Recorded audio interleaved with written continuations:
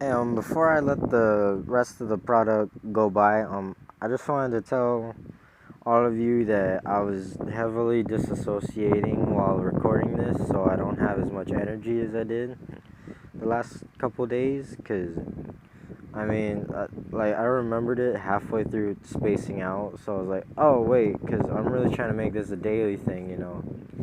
So, uh, if you're down for that, I kind of just talk for like 12 minutes. If you enjoy that, then cool. I talk about poetry and stuff. I don't think I don't think poets are really understood very much. Like the minute I said poetry, you probably thought of at least one or both guys that I'm about to say right now. You probably thought of Willie Shakespeare or Edgar Allan Poe. Thing is, they're both kind of they have completely different lives and they tell us completely different stories.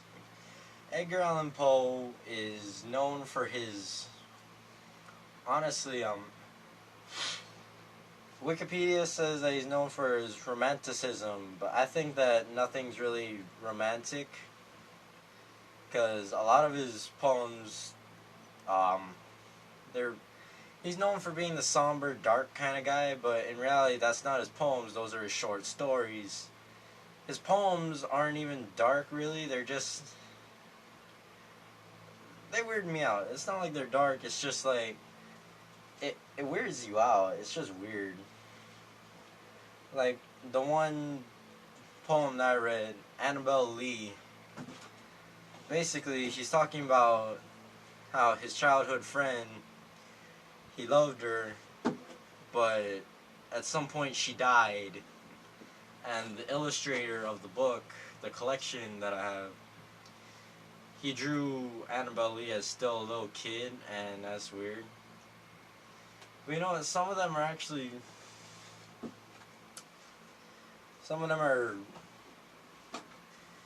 at least the poem book that I have, a lot of them are based on the sea.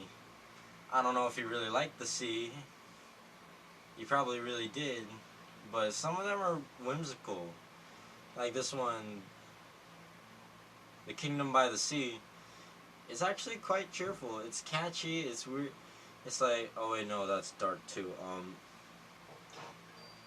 Basically, he's an edgelord, and if you look him up on Wikipedia, he kind of looks like Beta Hitler. But the reason why his poems are kind of edgy is because he was born in 1809. Um, shortly before or after he was born, his father ditched, and his mom died in 1810. So then he never got formally adopted, but he got adopted to this other guy, and he stuck with him. But during that entire time, until he was 18, he he had arguments with his adopted father over debts and his education. Because back in the day, you had to pay for that shit. So, so then when he was 18, he married this older lady by the name of Anne Hathaway, no relation to the one that you probably thought of, age 26. He got married at 18. Woo, sugar mama! um, and then I think a couple years after that, she died, and he married his niece, who was 13, because you could do that back then.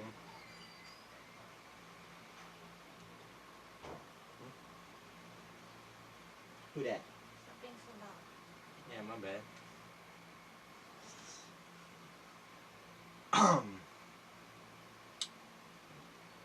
So life sucked for him pretty much all the way through.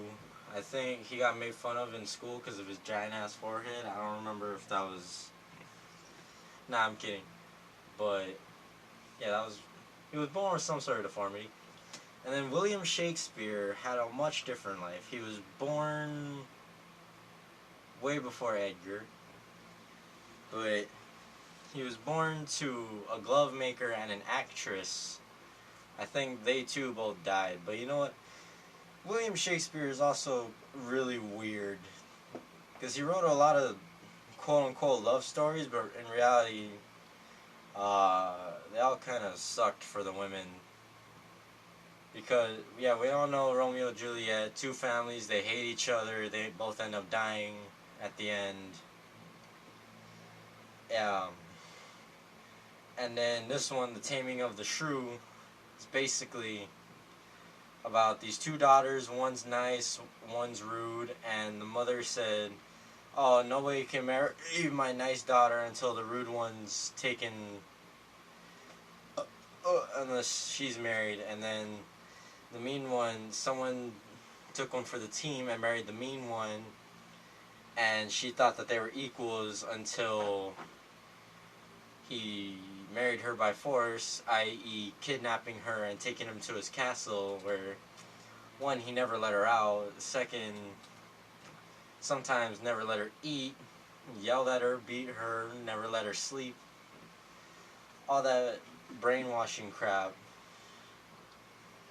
And they threw it off as a love story. I don't know why. That's weird to me, but I don't know, some people are into that.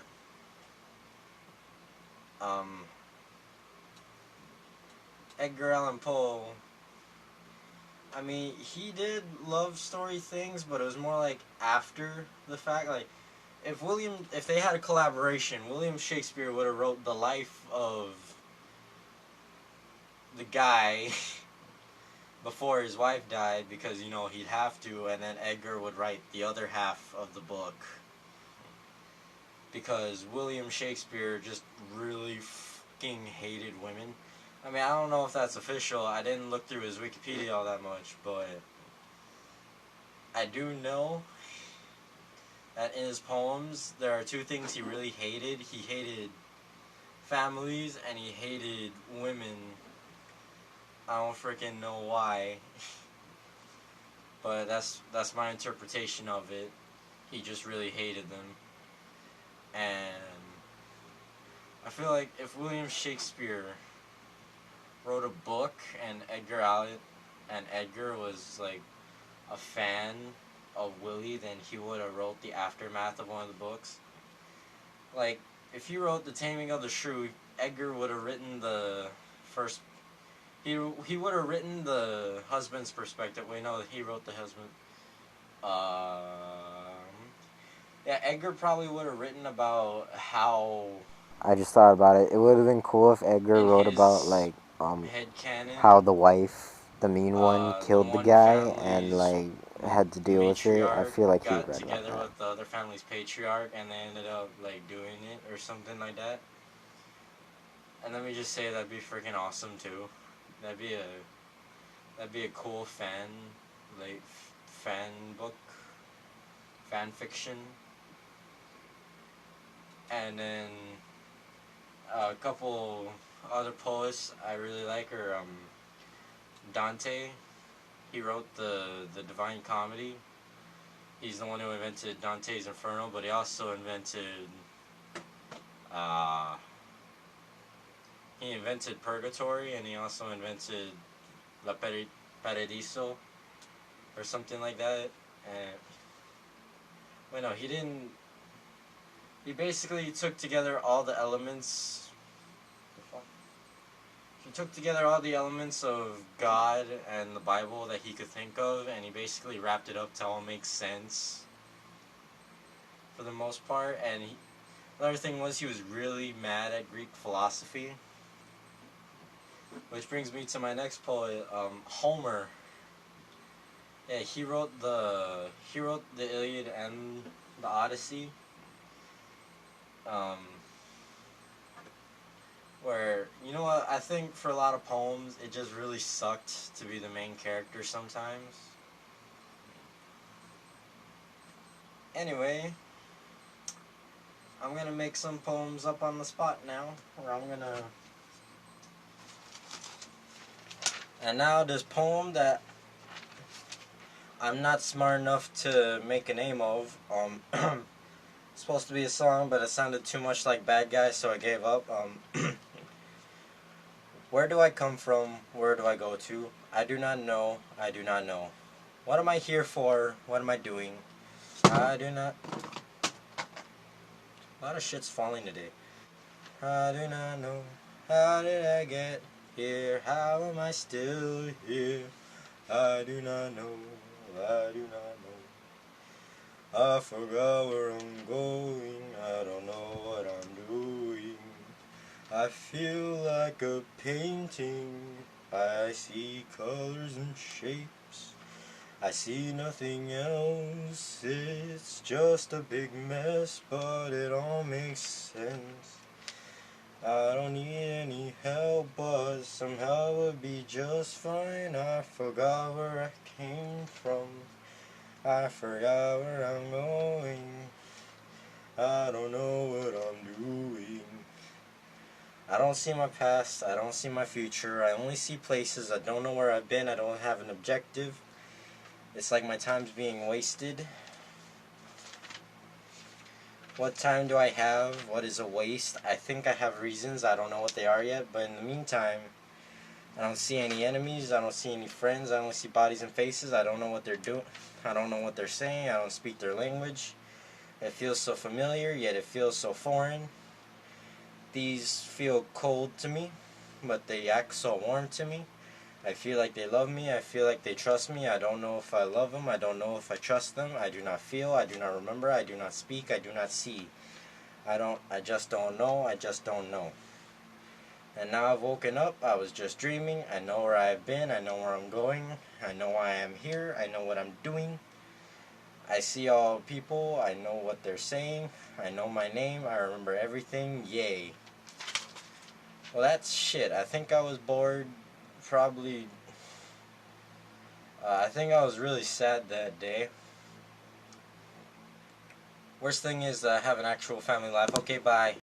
Somebody once told me the world is gonna roll me. I ain't the sharpest tool in the shed. She was looking kinda dumb with her finger and her thumb